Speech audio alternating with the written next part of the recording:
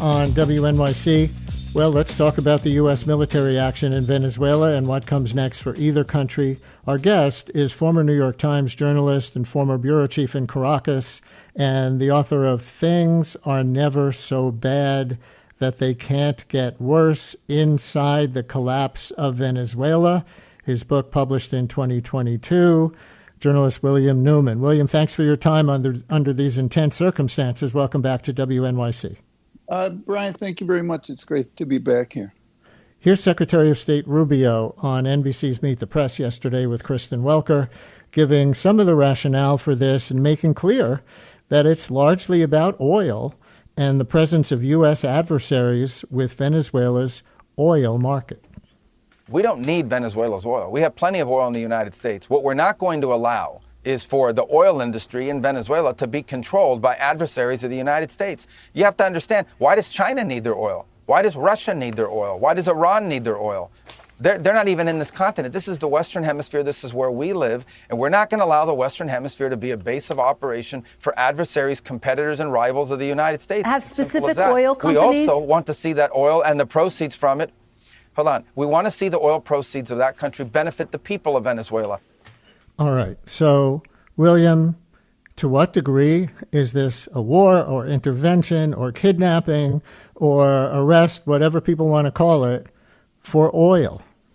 It very clearly is, Brian. I don't think that we necessarily could have said that definitively before this whole thing started on Saturday night. Or Friday night, I suppose it was. But Trump, in his news conference on Saturday, said it very clearly. I believe I counted, he used the word oil 21 times in that news conference, which was about the capture of Maduro. And he never spoke the word democracy once. So they have given over the last few months this whole shifting menu of rationales for what they were doing and what their objectives were in Venezuela. First, it was about stopping drugs, which was absurd. Then it was about, Maduro being a dictator of Venezuela. Now they've dropped all pretense and they say we are there to take over the oil industry. And Rubio's statement was remarkable, the one that you just played. He says, what we're not going to allow. Venezuela is an independent country. The oil in Venezuela belongs to the country of Venezuela and its people, and it's up to them to decide who they sell their oil to. It's not up to the U.S. to do that. Well, let me ask you to expand on that, because I also thought that was remarkable. That's why I pulled that clip, and I'm going to play another one from Rubio on Meet the Press that goes even further in that direction. But he said in that clip that the U.S. doesn't need Venezuelan oil. We have plenty of oil. So why would the U.S. care so much if Iran or other countries are dealing in Venezuelan oil, so much that he sends in the military? Great question. But first, I just want to go back to something else that Rubio said, where he continued in that statement. He said, "But we also want to make sure that the proceeds from the oil sales goes to help the people of Venezuela." It's very clear that the intentions of the White House and all of this had nothing to do with the well-being of the people in Venezuela. Currently in Venezuela, just days after this whole thing happened, the same government is in charge. Diosdado Cabello, the interior minister, I'm told today, announced that anybody who goes out into the street to either protest or voice support for the capture of Maduro will be arrested. Hundreds of political prisoners are still in jail in Venezuela. None of that has changed. But the question about why does the U.S., if the U.S. doesn't need the oil, why are we there? Well, let's think about that. It is, we don't need the oil in the U.S. They see oil as a strategic asset, I think, in terms of geopolitics. But I think that this gets down to something that I'm sure we're going to talk about here quite a bit, which is this idea of Trump's new strategy for the hemisphere, what he likes to call the Don Roe Doctrine, which comes off of a headline from the New York Post. It's curious that now New York Post front pages are somehow making speechwriters for the President of the United States. Yes, but also making U.S. foreign policy. But they have this idea that they want to now control the Western Hemisphere, similar to, in their concept, the United States used to do, and that includes controlling the resources. And so the first one that they put their eyes on is Venezuela. Venezuela is a plum, it's a prize, it has the world's largest reserves of oil in the ground, and it seems to be for them a test case to show what they can do and the reach that they see for themselves around the hemisphere. And so here is another clip of Rubio on Meet the Press expanding on the concerns about U.S. adversaries being involved in Venezuela. You can't flood this country with gang members. You can't flood this country with drugs that are coming out of Colombia through Venezuela with the cooperation of elements of your security forces. You can't turn Venezuela into the operating hub for Iran, for Russia, for Hezbollah, for China, for the Cuban intelligence agents that control that country. So it's the end of that clip that I'm interested in here. Iran, Russia, China, Hezbollah, Cuba, certainly U.S. adversaries, but how does their relationship with Maduro threaten the United States as he sees it? Or do you think that's a distraction too, and they're just trying to get their hands on the money from Venezuelan oil? It does not threaten the United States. Russia has a close relationship with Venezuela, certainly with the Maduro government while it existed.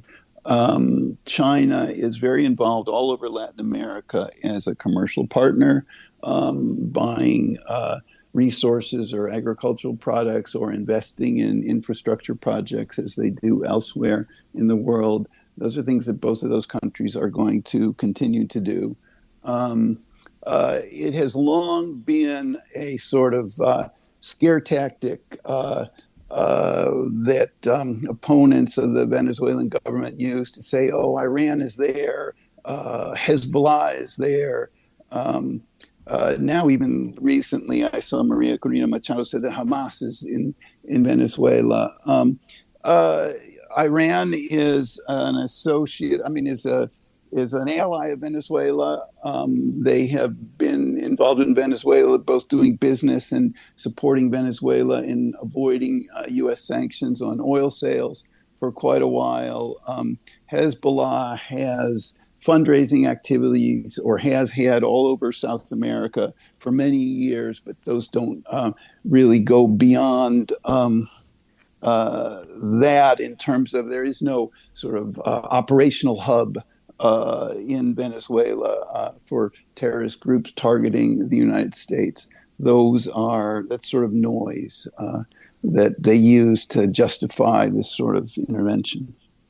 Listeners, we'll start bringing you in on this now. Any Venezuelan Americans, any other Latin Americans, because Colombia is part of this discussion, Cuba is part of this discussion, other countries are part of this discussion. So Venezuelan Americans, any other Latin Americans who want to weigh in from your experience or point of view, or anyone else, 212-433, WNYC, call or text, or with questions for our guest, William Neuman, former New York Times journalist, former bureau chief for them in Caracas, and author of the book that came out in 2022, when, of course, things were already terrible in Venezuela, so much so that more asylum seekers were coming in that year of mass asylum seeker entry into the United States, 2022, than from any other country. The book, Things Are Never So Bad That They Can't Get Worse, Inside the Collapse of Venezuela. Call or text 212-433, WNYC 433-9692. Since we were just talking about Russia or China, I'll read this text first. Listener writes, have Russia or China responded to Rubio's comment? That's an excellent question. With all the sort of flood of news over the last couple of days, I haven't focused on what Russia or China have said, and specifically whether they responded to Rubio. But I think that we can understand that China has its own agenda and strategy for Latin America, and isn't going to be perturbed by that sort of thing. I mean, the question here is, and actually Trump said the other day that he was going to pump oil in Venezuela and sell it to China. So China has a longstanding relationship with Venezuela. They loaned a lot of money to Venezuela when Chavez was president, and those loans are being repaid with oil. And so a lot of the Venezuelan oil is pledged to China as repayment for loans. And regardless of who's pumping the oil, presumably those debts still need to be repaid. And so one would think that China is concerned about that. In terms of Russia, they see Venezuela as a strategic partner. Certainly they did when Maduro was in place. It's an open question what's going to happen with that now. But, they've supported Maduro through all this, and I think they were quite happy. For them, it was a very small investment. They sold weapons to Venezuela, and they watched as Venezuela became this sort of chaos agent in the hemisphere, just sort of hemorrhaging refugees that went into other countries and created a kind of regional crisis. And then their refugees came here and caused problems here. And I think Russia was perfectly happy to sit back and watch all that happen. And they're probably very happy to, I don't think they're happy about Maduro being removed, but it's anybody's guess what's going to happen now and how deep a quagmire this is going to be for the U.S. And Rachel and Nyack, you're on WNYC. Hello, Rachel. Hi. Yes. So I heard your speaker say that no, we don't need the oil, but we went there because they thought it was good geopolitical strategy. But I think that what most of us believe is not that they necessarily think it's good geopolitical strategy, but they think that they can make money off of that oil. And we've heard that already. We wouldn't even have to hear it to know and think that, hey, it's for the oil. And they've been saying it's for the oil. And then Trump even said when he was answering that if China and Russia are going to want oil, well, we'll have to see what happens with Russia, he said. But we're business people. We'll be in business. I mean, he's already talking about selling it.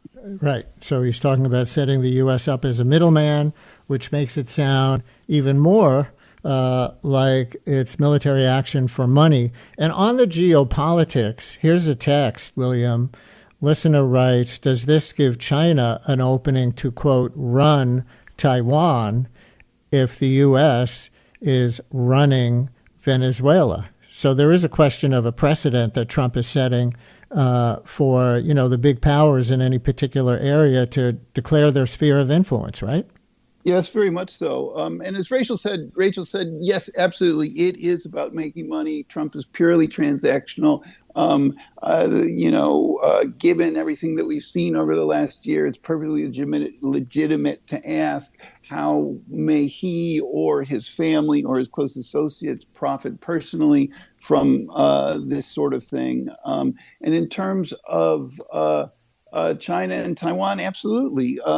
People who closely follow these issues have said one of the great dangers of Trump's adventure here is that it removes any legitimate argument the U.S. can make that other countries shouldn't, powerful countries shouldn't go into their neighbors to change the government, take over. That applies both to China's interest in Taiwan and also to the ongoing invasion of Russia in Ukraine, and then any possible number of conceivable scenarios in other areas of the world. It opens a lot of it's sort of a Pandora's box, I guess we could say. Let's hear from some callers of Latin American origin or heritage. Ernest in Mount Olive, you're on WNYC. Hello, Ernest. Hello, good morning. I am a Cuban immigrant, and I totally support what Donald Trump has done. I know very well what it is to live under an authoritarian regime, communist regime, and I think, you've seen time and time again that sanctions and blockades just don't work again with countries like Venezuela, with Cuba. They're just not enough. And so regimes like Maduro's survive by shifting pain on civilians. They protect their loyal elites, their security forces, and corruption networks, as we're seeing with the narco trafficking. Pressure has to be real, and I support totally what Trump's actions have been. They have to be coordinated. They have to be targeted. They got to go against this money laundering, this sanction invasion, military leadership that we see time and time again with these Latin American countries. I understand people's points of freedom, but we're dealing with violations of human rights. People suffer. People are killed. People are tortured in these countries, and you don't hear about it. If you speak up, you can get arrested. People in Cuba right now, family that I have that we connect through WhatsApp, they're all worried. They're scared. They don't know what to say. They don't want to comment, all because of fear. And so I totally applaud. I wish he would do more. I wish he would do the same with Cuba. We need to liberate people. The Cubans have been under this kind of regime for over 60 years, and enough is enough.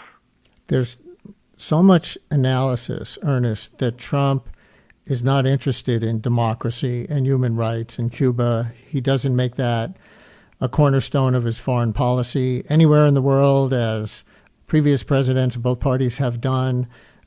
His critics will say, and certainly not here. He's not supporting that the legitimately elected president, when Maduro rigged the election, be installed, those kinds of things. So a lot of skeptics will ask, despite the problems that you point out with Venezuela and Cuba, for example, being very real, why think that Trump is going to do anything for democracy or human rights as opposed to monetary extraction, which seems to be a lot of the going analysis of what this is about?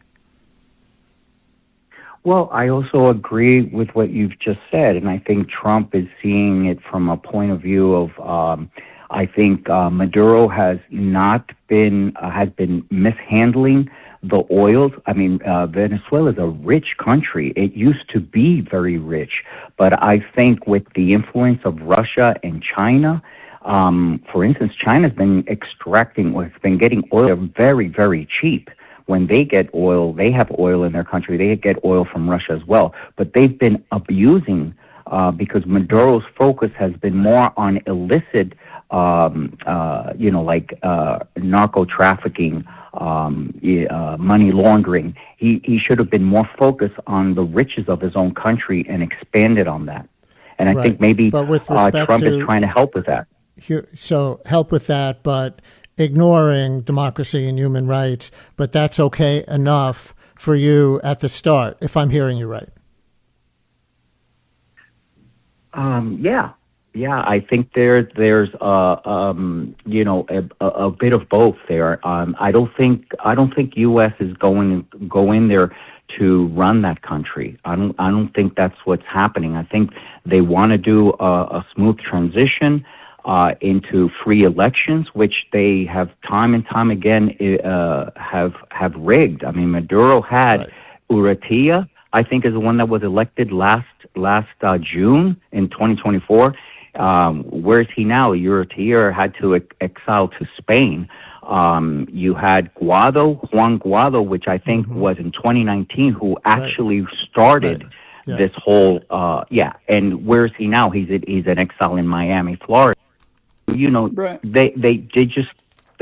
should allow free elections and let that government run with democracy. And I don't think Trump is there to run the country. Brian, thank you very much. William, go ahead, and then I want to play a clip of the opposition party leader, Maria Corina Machado, who supported Trump, and now Trump is not supporting her. But go ahead. No, I just wanted to say that I'm very sympathetic to Ernest's concern, and I have many friends in Venezuela who, in the lead up to this, would say, anything just to get rid of Maduro. Things are so terrible, and Right. Maduro he ruled as a dictator. People were tortured, arrested. There's still hundreds of political prisoners in Venezuela. So I understand this urge and need to get rid of a dictator. The problem is that the U.S. has a terrible track record in going into countries and deciding who should or should not govern, and then the aftermath of that often becomes very chaotic and very destructive. So that's where the concerns arise, or some of the concerns over what we're seeing here. And Trump did say very clearly the other day, we are going to run Venezuela. We are running Venezuela. He says we're in charge. He said it repeatedly since then. But there are no Americans there, right? He didn't leave any troops strange. there. No, not at all. Aren't bureaucrats there, presumably, telling the government what to do? And our guest is former New York Times journalist William Neuman, bureau chief in Caracas for them, and author of Things Are Never So Bad That They Can't Get Worse, Inside the Collapse of Venezuela. So let's get more to who is running Venezuela and who would be legitimate. One way to look at this is that Trump threw yet another woman politician who supported him under the bus when it came his time to support her. We know about Elise Stefanik and Marjorie Taylor Greene and others domestically. The 2025 Nobel Peace Prize winner, for those of you who didn't pay attention to that in the fall, was the opposition party leader from Venezuela, Maria Corina Machado. Here she is on CBS Face the Nation in December after the Peace Prize ceremony in Oslo. Margaret Brennan, the host, asked if she supported what Trump was doing at that time. Do you endorse this idea of more seizures and possibly even a blockade? Look, I absolutely support President Trump's strategy, and we, the Venezuelan people, are very grateful to him and to his administration, because I believe he is a champion of freedom in this hemisphere. And that's why, and I say this from Oslo right now, I have dedicated this award to him, because I think that he finally has put Venezuela in where it should be in terms of a priority for the United States national security. She dedicated her Nobel Peace Prize to President Trump and asked if she would support U.S. military action inside the country. It's absolutely absurd that you see a regime, a criminal regime like Maduro, that gets support from Russia or from Iran, and then as a Venezuelan people not to ask support from democratic countries and democratic leaders. So that's a yes to military intervention from the U.S. as a democratic country with a democratic leader. But now Trump, in control of Venezuela, says Machado does not have enough respect or support among the people. Here's that clip. Well, I think it would be very tough for her to be the leader. She doesn't have the support within or the respect within the country. She's a very nice woman, but she doesn't have the respect to be the leader.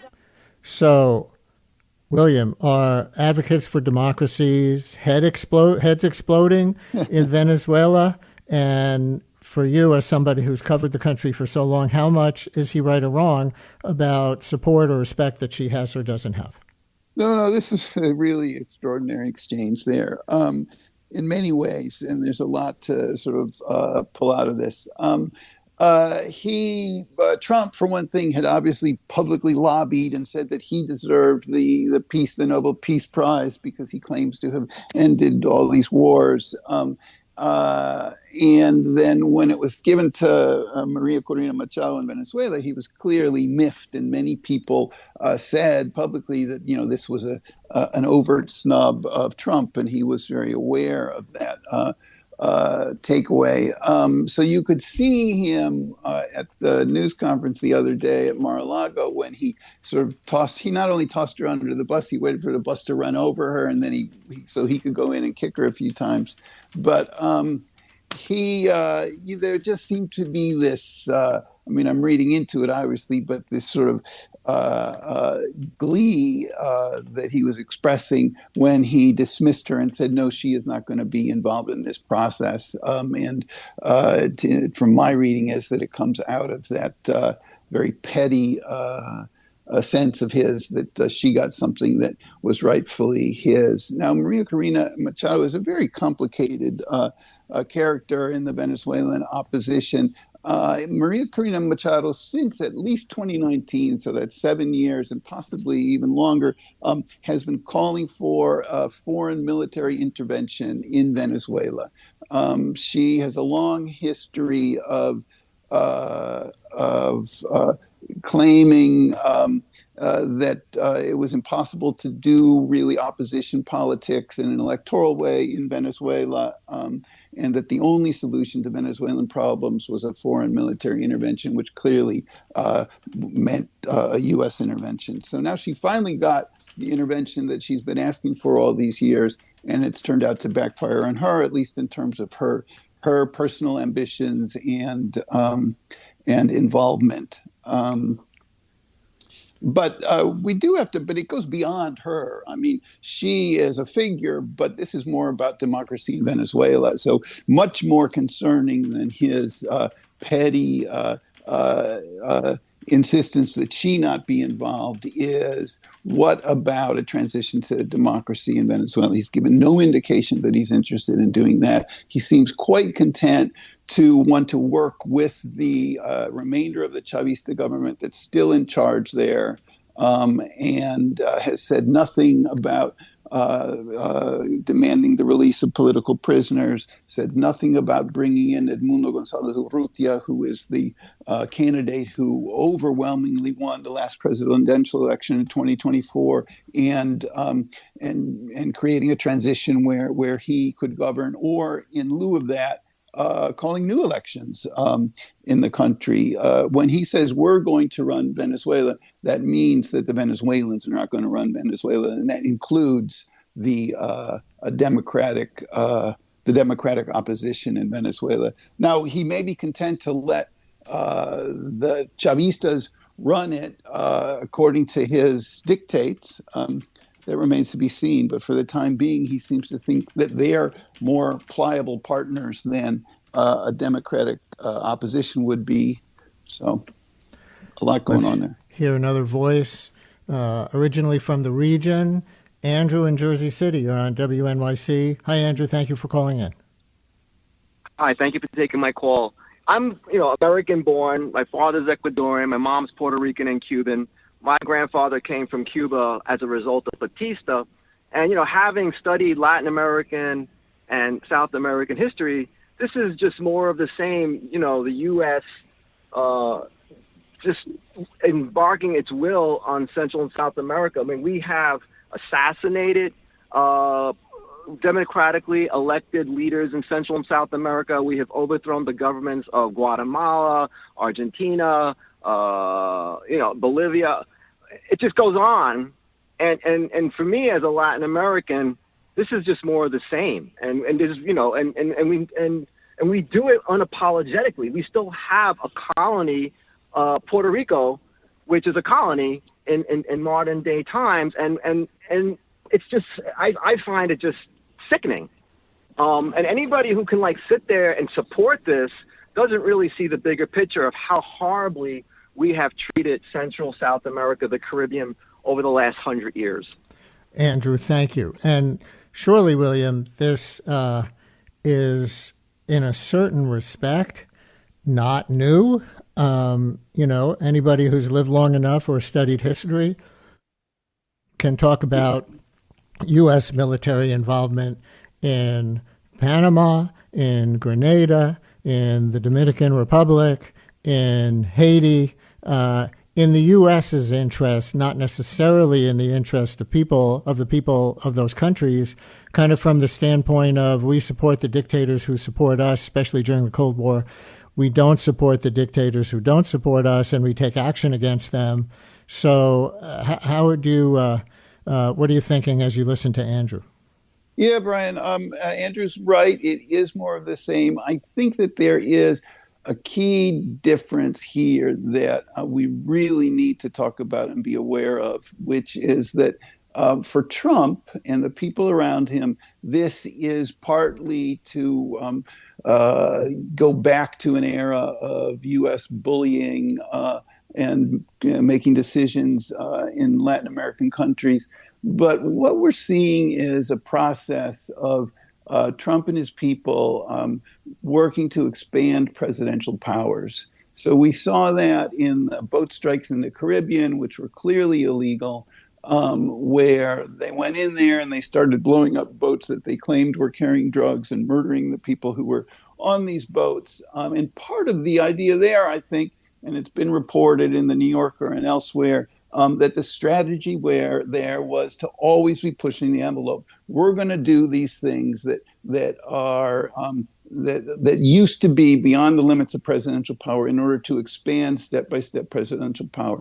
And this incursion into Venezuela is another and much larger step in that same process. So yes, they do want to go back to the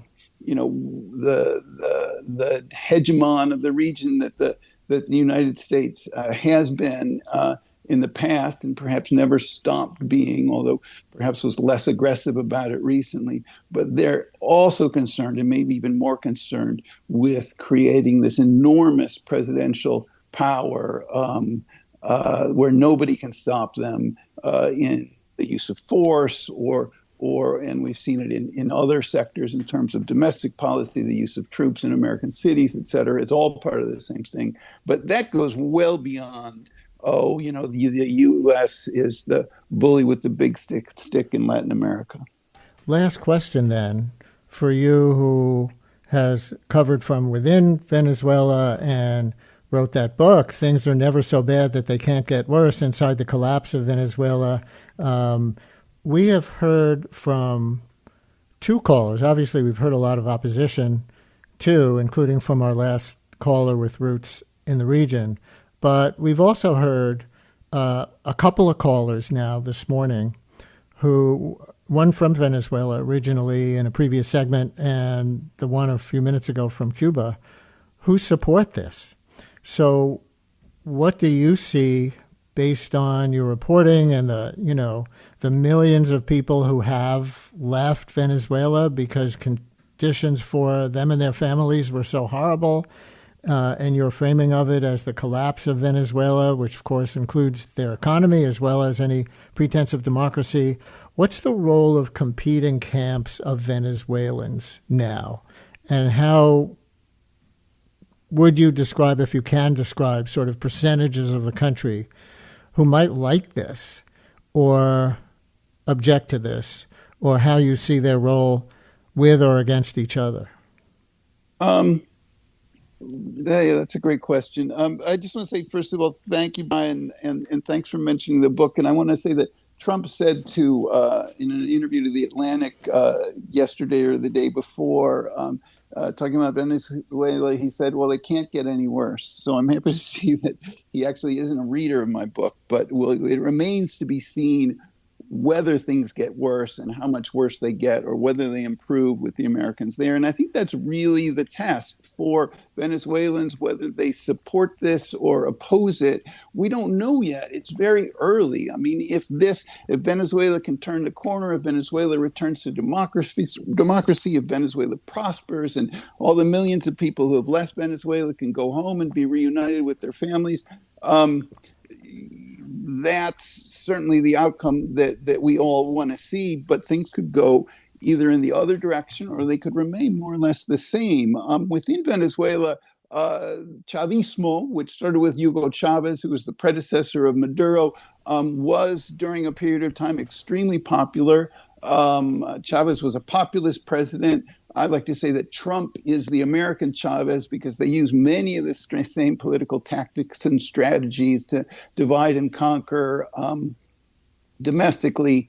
But Chavez was very fortunate because when he became president, the price of oil soared and the country was full of money.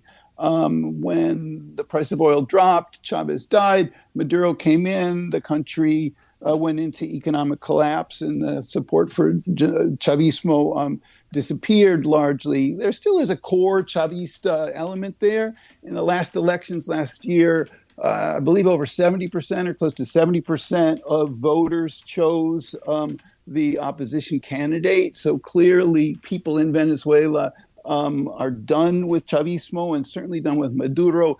People wanted to get rid of him. Many people have been saying to me, please, we're suffering here. We want to get rid of Maduro. But we're also seeing that, okay, they got rid of Maduro, but they didn't get rid of Maduro's government. It's still there. So I think that within Venezuela, from people that I talk to, people are very cautious. They're afraid. People are still just several days after this has happened. A lot of people are staying home. The streets are still very quiet, slowly coming back to life. But there's a tremendous amount of caution and especially a lot of fear, seeing that the same people are still in charge. William Neuman, former New York Times bureau chief in Caracas, Venezuela, and author of the book, Things Are Never So Bad That They Can't Get Worse, Inside the Collapse of Venezuela. Thank you very much for joining us today. Thank you very much, Brian.